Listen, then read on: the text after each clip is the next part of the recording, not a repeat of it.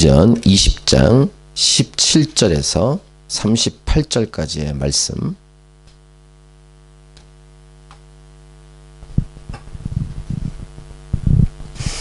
우리 다같이 사도행전 20장 17절부터 38절을 같이 읽겠습니다. 바울이 밀레도에서 사람을 에베소로 보내어 교회 장로들을 청하니 오매 그들에게 말하되 아시아에 들어온 첫날부터 지금까지 내가 항상 여러분 가운데서 어떻게 행하였는지를 여러분도 아는 바니 곧 모든 겸손과 눈물이며 유대인의 관계로 말미암아 당한 시험을 참고 주를 섬긴 것과 유익한 것은 무엇이든지 공중 앞에서나 각 집에서나 거리낌이 없이 여러분에게 전하여 가르치고 유대인과 헬라인들에게 하나님께 대한 회개와 우리 주 예수 그리스도께 대한 믿음을 증언한 것이라. 보라, 이제 나는 성령에 매여 예루살렘으로 가는데 거기서 무슨 일을 당할는지 알지 못하노라. 오직 성령이 각 성에서 내게 증언하여 결박과 혼란이 나를 기다린다 하시나 내가 달려갈 길과 주 예수께 받은 사명 곧 하나님의 은혜의 복음을 증언하는 일을 마치려 하면은 나의 생명조차 조금도 귀한 것으로 여기지 아니하노라. 보라, 내가 여러분 중에 왕래하며 하나님의 나라를 전파하였으나 이제는 여러분이 다 내 얼굴을 다시 보지 못할 줄 아노라. 그러므로 오늘 여러분에게 증언하거니와 모든 사람의 피에 대하여 내가 깨끗하니 이는 내가 꺼리지 않고 하나님의 뜻을 다 여러분에게 전하였음이라. 여러분은 자기를 위하여 또는 온 양떼를 위하여 삼가라. 성령이 그들 가운데 여러분을 감독자로 삼고 하나님이 자기 피로 사신 교회를 보살피게 하셨느니라. 내가 떠난 후에 사나운 이리가 여러분에게 들어와서 그 양떼를 아끼지 아니하며 또한 여러분 중에서도 제자들을 끌어 자기를 따르게 하려고 어그러진 말을 하는 사람들이 일어날 줄을 내가 아노라. 그러므로 여러분이 일깨어 내가 3년이나 밤낮 쉬지 않고 눈물로 각 사람을 훈계하던 것을 기억하라. 지금 내가 여러분을 주와 및 그 은혜의 말씀에 부탁하노니 그 말씀이 여러분을 능히 든든히 세우사 거룩하게 하심을 입은 모든 자 가운데 기업이 있게 하시리라. 내가 아무의 은이나 금이나 의복을 탐하지 아니하였고 여러분이 아는 바와 같이 이 손으로 나와 내 동행들이 쓰는 것을 충당하여 범사에 여러분에게 모본을 보여준 바와 같이 수고하여 약한 사람들을 돕고 또 주 예수께서 친히 말씀하신 바 주는 것이 받는 것보다 복이 있다 하심을 기억하여야 할지니라.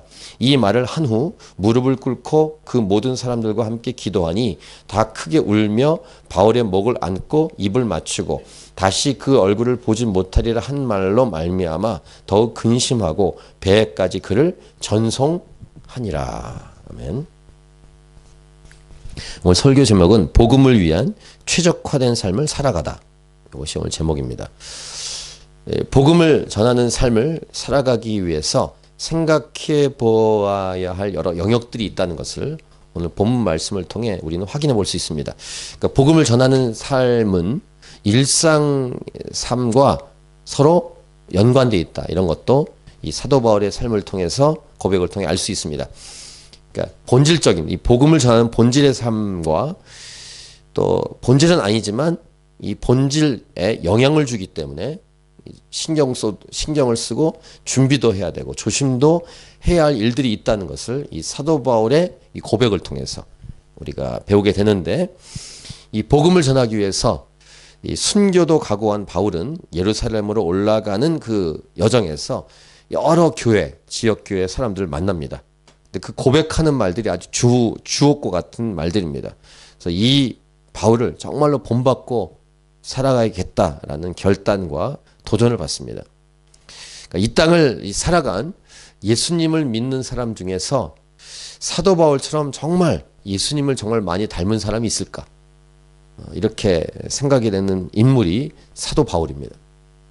그러니까 예수님은 완전한 인간이시고 완전 하나님이시니까 그렇다 치고 완전한 인간으로서, 그러니까 우리 같은 인간으로서 삶을 살아간 우리와 똑같은 인간 중에 사도 바울 같은 삶을 살아간 사람이 있다는 게 정말 놀랍습니다. 그러니까 이 말은 사람이지만 가능하구나, 이것을 증명해 준 인물이 사도 바울입니다. 자, 이제 말씀을 하나하나 좀 묵상해 보겠습니다. 17, 18절 보시면 바울이 밀레도에서 사람을 에베소로 보냅니다. 그래서 교회 장로들, 그러니까 리더들을 청해서 오게 합니다.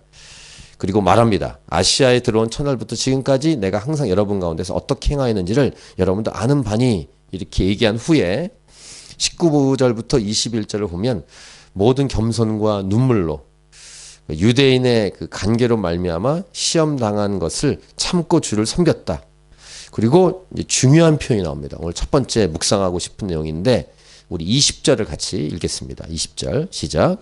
유익한 것은 무엇이든지 공중 앞에서나 각 집에서나 거리낌이 없이 여러분에게 전하여 가르치고, 이렇게 말합니다. 이 표현 유익한 것은 무엇이든지, 이것이 오늘 처음 묵상할 내용입니다.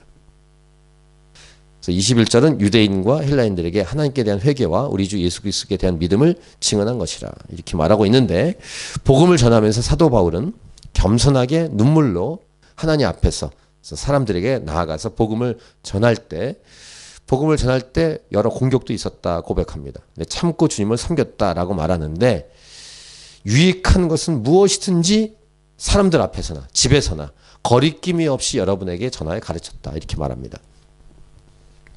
북경에서 있었던 일인데 다른 교회에 비해서는 많은 부흥사, 성령 사역자, 은사와 능력 있는 분들을 정기적으로 이렇게 모셨습니다. 근데 그런 분들을 모시면은 이렇게 좋았다 이렇게 말하는 분들도 계시지만 또 그렇지 않은 경우도 있습니다. 사역자라고 해서 다 유익이 되고 다 좋았다 이렇게 말할 수가 없는 그런 여러 이렇게 좀 그런 사역자들은 좀 특징들이 있습니다. 호불호가 갈릴 수도 있는 이제 그런 경우가 있는데, 그러니까 리더가 되는 그 목사님이 칭찬도 받지만 비난도 받습니다. 왜 저런 사람을 불러서, 뭐 이런 얘기를 듣습니다. 그러니까 어떤 부흥사가 왔을 때 대부분 참 좋았다 이렇게 평이 되기도 하지만 어떤 부흥사가 오면 호불호가 갈립니다. 그분의 이렇게 말, 행동, 그분의 스타일 이런 것 때문에 좀 맞지 않는 사람들은 싫어하는 거죠. 그러니까 불평이 이제 시간이 지나면 쌓입니다. 이제 성숙한 성도들은 잘 넘어갈 수도 있지만 마음에 들지 않아도 영적 어린 성도들은 다소 이제 그 목사님 부부를 공격하기도 하고 비판하기도 합니다. 그러니까 제가 있는 동안에도 몇 번 있었습니다. 그런 일이. 그러니까 이제 담임 목사님께 직접 못 찾아가면 부목사에게 찾아오잖아요. 저한테 와서 대신 말을 전하라는 것이죠. 저한테 이메일을 보내기도 하고 저한테 대신 말을 하는 분들도 계셨습니다. 이제 그런 얘기를 듣다가 보면 이제 사모님 귀에 들어가지 않습니까? 사모님이 굉장히 마음이 아프시고 안타까우셔서 여러 번 교역자 회의 때 우신 적이 있습니다. 왜 우리 남편을 공격하는 거야? 그러면서 사모님이 막 우시는 적을 들었는데, 이제 목사님의 이 설명은 이랬습니다. 담임 목사지만 내가 다 할 수 없다는 거죠. 성도들을 보면은 어떤 필요를 알겠고 어떤 영역에 이런 도움을 주면 이 성도가 도움을 받을 것 같아서, 또 그런 무리들에게 도움을 줄 것 같아서 여러 부흥사를 찾다가 이런 부흥사를 모시고 오면 좋겠다.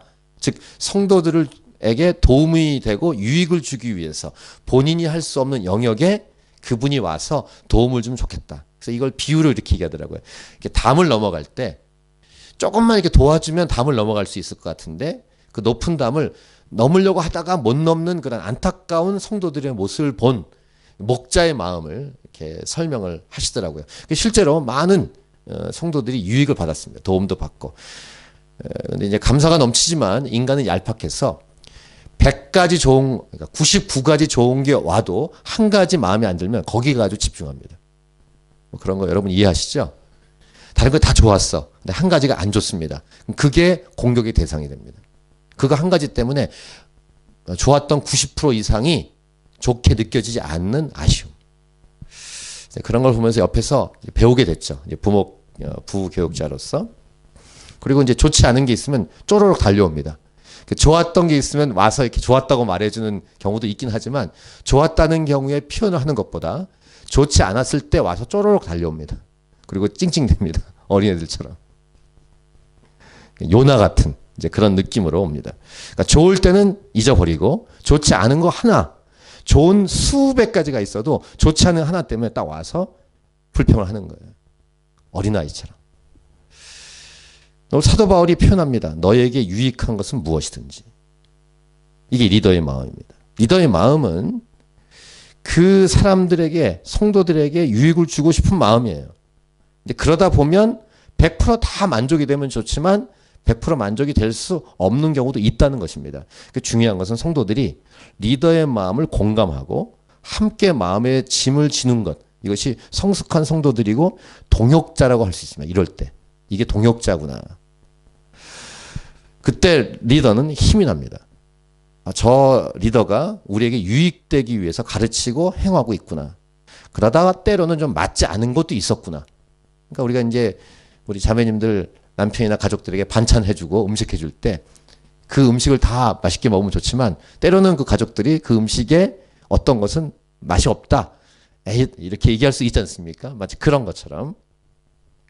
그러면 이제 가족들이 맛이 좀 자기에게 없어도 나를 죽이기 위해서 이 음식을 만든 게 아니라 나에게 유익을 주기 위해서 음식을 만들었다라는 믿음을 가지고 맛있다 이렇게 하면 좋잖아요. 라 목사님도 그런 표현을 가끔 썼습니다. 내 아내가 나를 죽이기 위해서 저 김치찌개를 만드는 게 아니다. 그런 식의 표현을 설교 때 쓴 적이 있습니다. 근데 그러다가 만들다 보니까 좀 맛이 없을 수 있다. 그 맛이 없는 순간 때문에 막 불평하는 남편이나 자녀들. 그때 아내의 마음, 엄마의 마음이 좀 다운이 되죠. 그런 거와 비슷합니다. 아니, 목사가 성도들을 죽이려고 그 사람을 데리고 왔을까? 아니라는 것입니다. 성도들을 망치려고 저 부흥사를 데리고 왔는가? 아니라는 것입니다. 물론 판단 미스가 있을 수 있습니다. 저 사람을 충분히 알아봤다고 했지만 그 부흥사를 충분히 알아보지 못하고 데려올 수 있는, 이제 그럴 수는 있죠. 그러니까 리더의 자리는 물론 이제 공격을 받는 자리일 수 있지만 어쨌든 우리를 위해서 그렇게 하시는 거구나라는 공감, 이해, 이런 것이 팔로워들이 갖고 있어야 될 마음이라고 합니다. 할 수 있습니다. 우리에게는 성숙함이 필요하다라는 것인데 어쨌든 하나님이 붙여준 사람들에게 무엇이든지 유익한 것을 주려고 했다라는 고백을 오늘 사도 바울은 하는 거예요. 뒤를 돌아보면서 이제 예루살렘 올라가면 죽을 수도 있는 거예요. 죽기 직전에 리더들을 불렀어요. 일부러.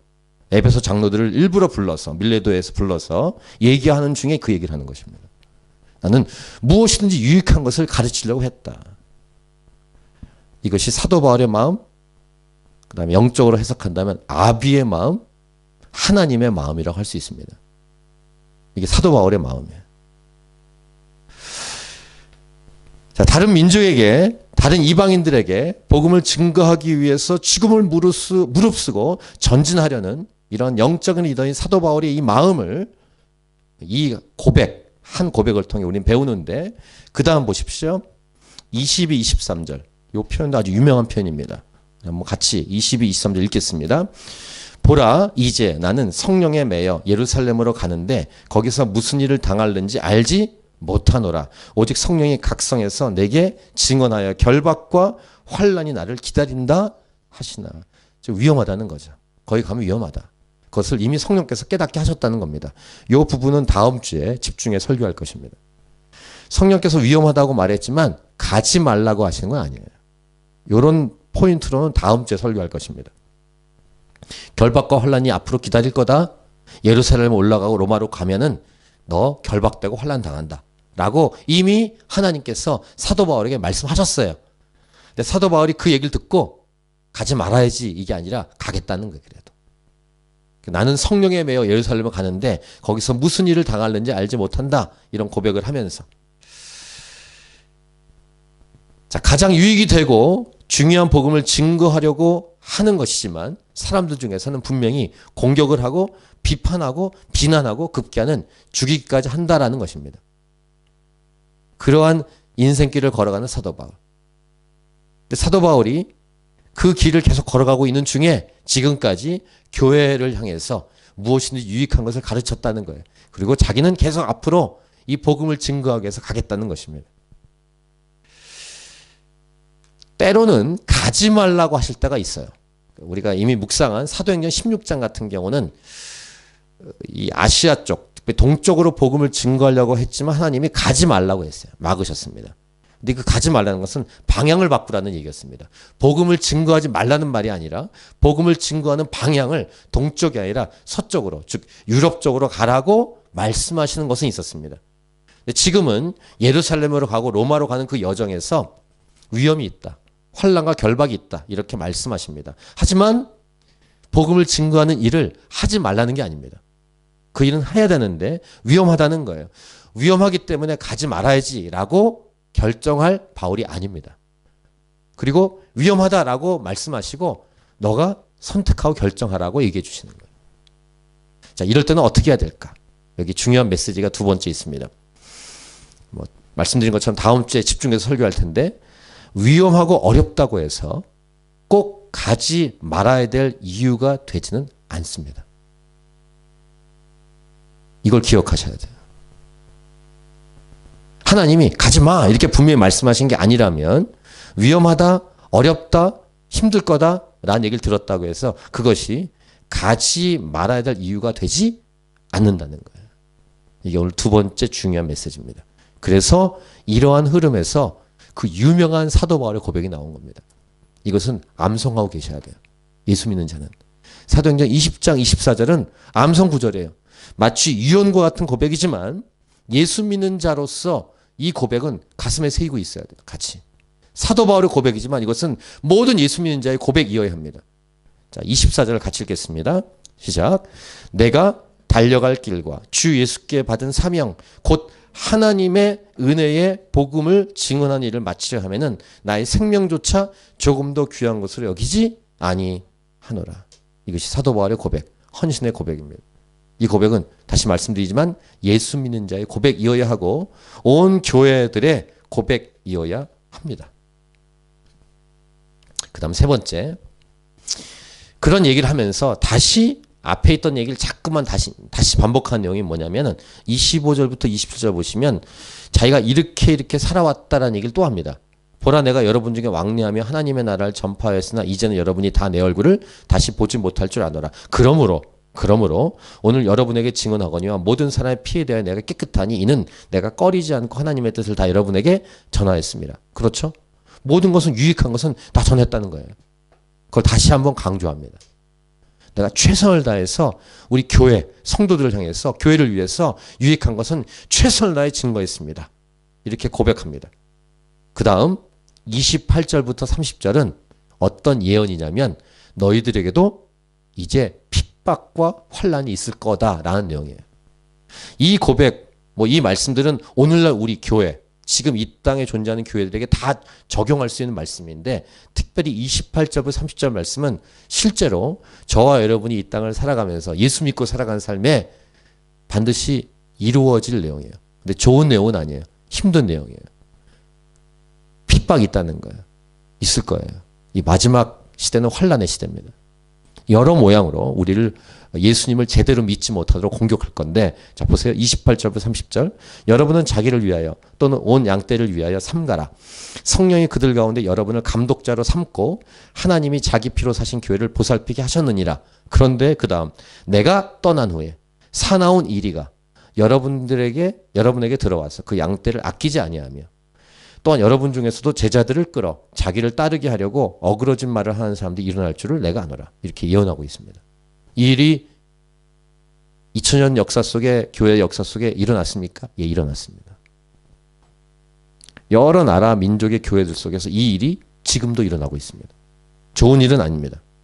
교회에 사나운 이리가 와서 양떼를 아끼지 않고 거기다가 그 중에 있는 교회 리더들이 자기를 위해서 사람들 자기 것, 자기 유익을 위해서 사용하는. 지금 이 얘기를 듣는 사람들이 누굽니까? 교회 장로들이에요. 에베소 교회 장로들을 불러서 이 얘기를 일부러 하고 있는 것입니다. 어려운 상황이 온다는 것입니다. 이 얘기를 귀를 기울이셔야 됩니다. 어려운 상황이 계속 올 거예요. 평탄한 길이 아니라 마지막에 올 때까지 계속 환난과 어려움이 올 것입니다.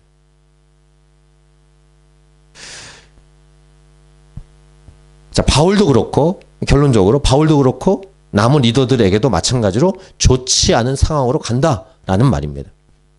그럼 어떻게 해야 될까? 마찬가지 원리입니다. 도망가야 될까? 피해야 될까? 교회를 접을까? 교회를 떠날까? 이런 등등으로 해결하지 않고 끝까지 복음을 증거해야 된다는 메시지를 주는 것입니다. 본인도 그렇게 좀 하려고 하고 있고 교회 리더들에게도 그 부탁을 하고 있는 것입니다. 어려운 상황이니까 도망하거나 피해라. 아니면 믿음을 포기해라. 그 말이 아니라 끝까지 섬겨라.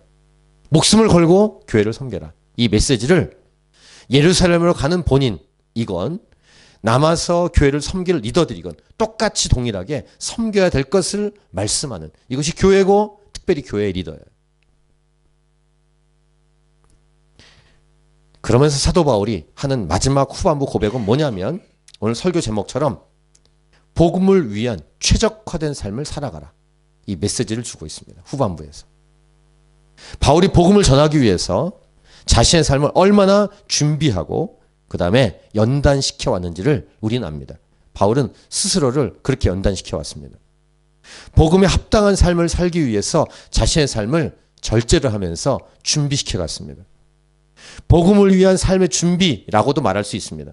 복음이 증거되기 위해서 자신의 삶을 어떻게 다루어야 할지를 말씀하는 거예요. 그러니까 이것은 리더십 세미나 같은 그런 내용입니다. 장로들에게. 본인도 그렇게 살았고 장로들에게 말해주는 것입니다.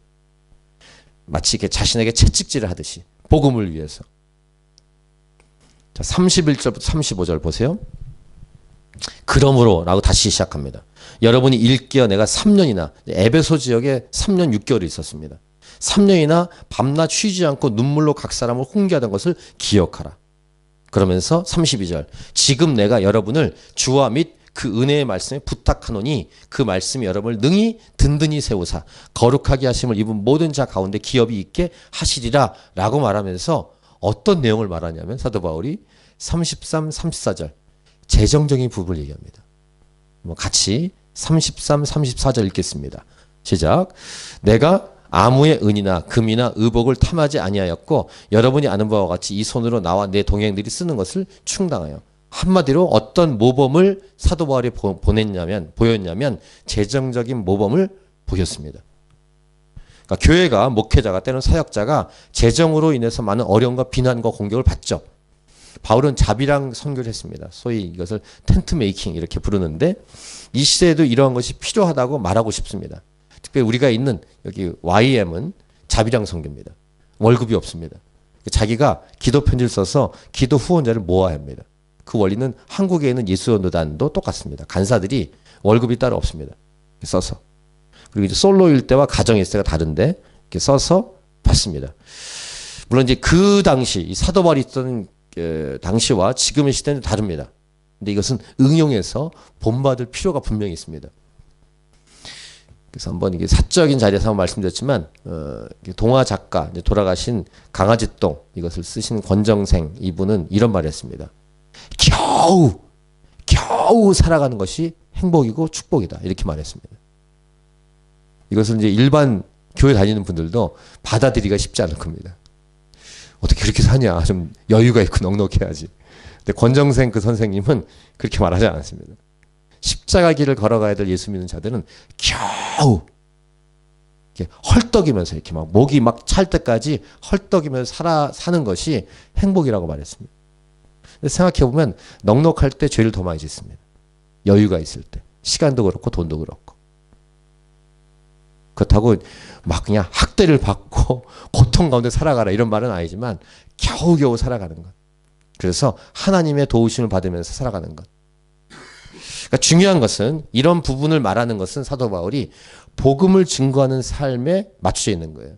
복음을 증거하는 삶에 최적화된 삶을 살아야 한다는 것을 말하기 위해서 일목요연하게 계속 지금 말하고 있는 거예요.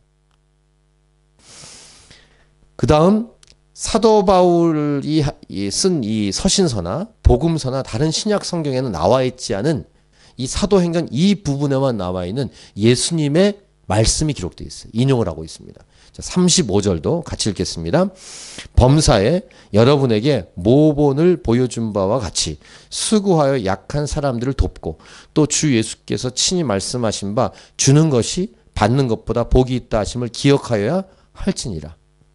여기까지 얘기해 주시는 거예요. 예수님의 말씀을 인용하면서 정말 겨우 살아가는 텐트 메이킹하며 자비랑하며 살아가는 이 사도 바울이 리더들에게 주는 것이 받는 것보다 복이 있다라는 예수님 말씀을 인용하면서 살아갈 것을 얘기합니다.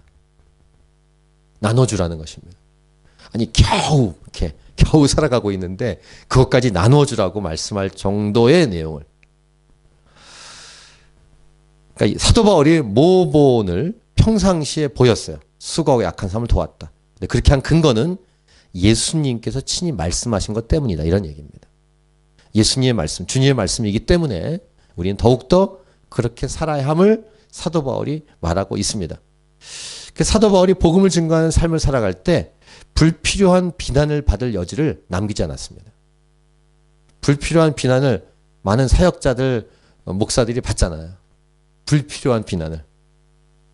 그러니까 정직하게 복음을 증거하고 최선을 다해 살아가다가 받는 비난 말고 불필요한 비난까지 받고 살아가는 시대 아닙니까?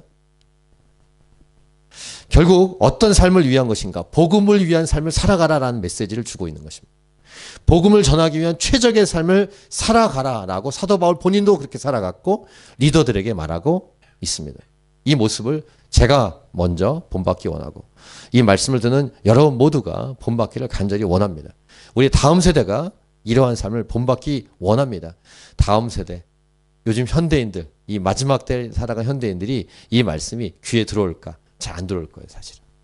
풍족하고 편안하고 나이스한 삶을 원하기 때문에 지금 오늘 이 얘기한 것은 사실은 굉장히 이렇게 그렇게 가고 싶지 않은 그런 이 본성 안에 거부하고 싶은 이 내용이 오늘 본문 내용이에요.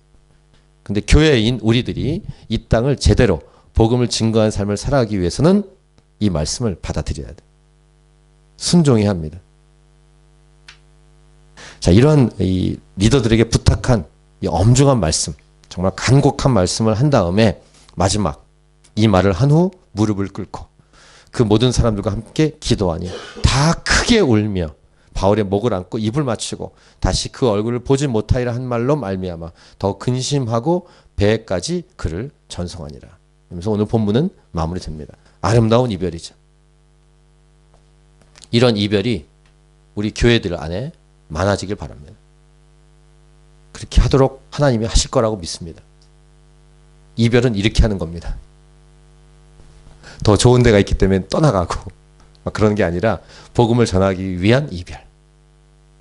이별을 해야 한다면 복음을 전하기 위해서 이별하는 것. 이상적이라고 생각할지 모르지만 저는 그런 꿈을 꿉니다. 우리 성도들이 뿔뿔이 다 헤어지기를 복음을 전하기 위해서. 아프리카 세네갈, 아프리카의 가봉, 우간다 이런 데도 다 가고 유럽으로도 가고 다 가고 흩어지고 그래서 교회가 아무도 안 남는 그런 교회가 될 수 있다면 물론 이제 이 캔버라에서 해야 될 사역도 있으니까 캔버라에 대한 부르심이 있는 사람은 남고 복음을 위한 이별 교회는 이별을 해야 된다면 딱 하나 복음을 위한 이별을 해야 합니다. 싸우고 찢어지고 나누어지는 게 아니라 그러면 믿지 않는 사람들이 충격을 받을 거예요. 이렇게 살 수 있구나. 그러니까 오직 복음을 위해서 이 땅을 살아가야 될 부르심을 받은 저와 여러분.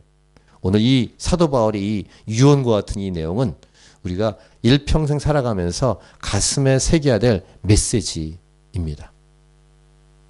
오늘 설교 제목 복음을 위한 최적화된 삶을 살아가다 라는 제목으로 말씀을 나누었습니다. 우리 찬양하고 오늘 말씀을 가지고 기도하도록 하겠습니다.